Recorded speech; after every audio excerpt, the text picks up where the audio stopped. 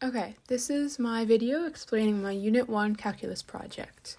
So in this project, we were trying to find an estimate of pi that could be as close to the real value as possible.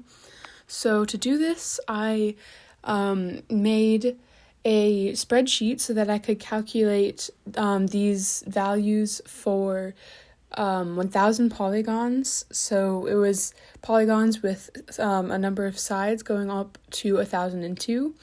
So you can see here I started at 3 and then added 1 on for each successive polygon. And to do that in spreadsheets, I just used this equation. So take the number in A2, so that was 3, and then add 1.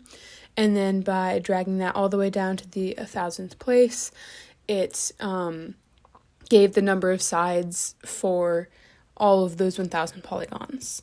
And that just went up to 1,002 sides. And then side length I just kept constant at 10 for all of the polygons.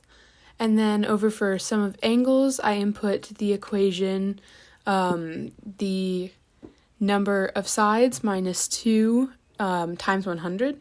So you can see that equation up here.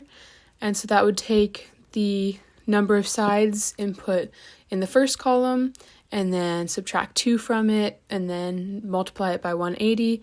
And again, that was input for all 1,000 polygons.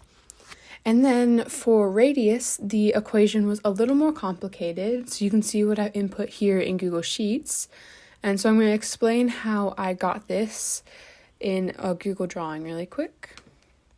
Okay, so you can see here that in the triangle, I set up that it's 3-sided, obviously, and each side was 10.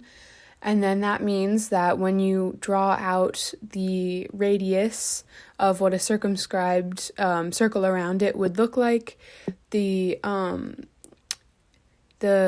of the legs of the triangle, like drawn to that radius as a hypotenuse, would be 5 with a 90-degree angle here.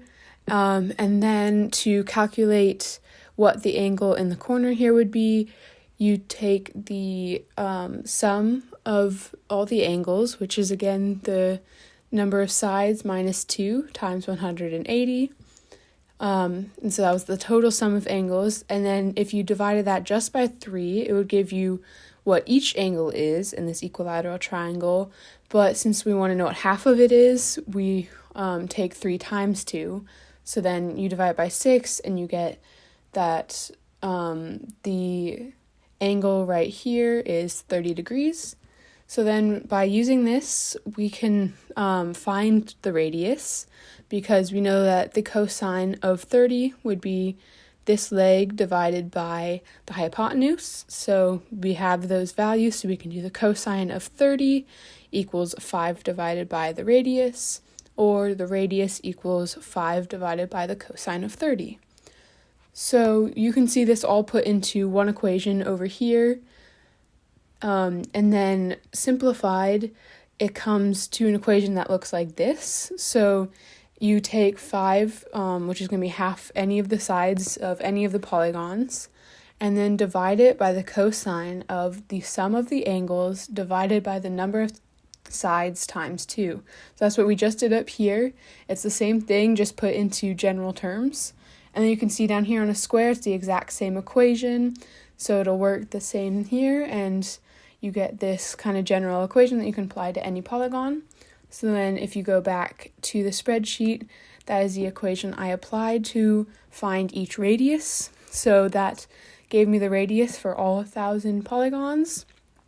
And then going to the perimeter, the equation was much simpler. It's just the number of sides times the side length, or times 10. So it's just like 3 times 10 is going to be 30, 4 times 10 is going to be 40, and so on. So that was simple. And that again gave the perimeter for all 1,000 polygons. And then for this final equation, for pi divided by 2r, that is going to give us our estimate of, perimeter divided by 2r is going to give us our estimate of pi, because we know that the circumference of a circle is equal to 2 pi r. So if you were to move that equation to give you what pi is equal to, it would be the perimeter divided by 2r. So we can do that by taking the values we just found and using this equation. So it's just the perimeter divided by 2 times the radius. And then we can apply that to all 1,000 polygons. And if we go all the way down to 1,000 polygons, it's going to be all the way down at the bottom here. That will give us our best estimate of of the value of pi, because the more sides on the polygon there are, the closer to a circle it is, and so then the closer the radius will be to the value of pi. So you can see here we have 3.141587496, which is getting closer and closer to the real value of pi that we all know. So you can see here that by going all the way to the 1,000th polygon, you can get closer and closer to pi, and that is what is shown here.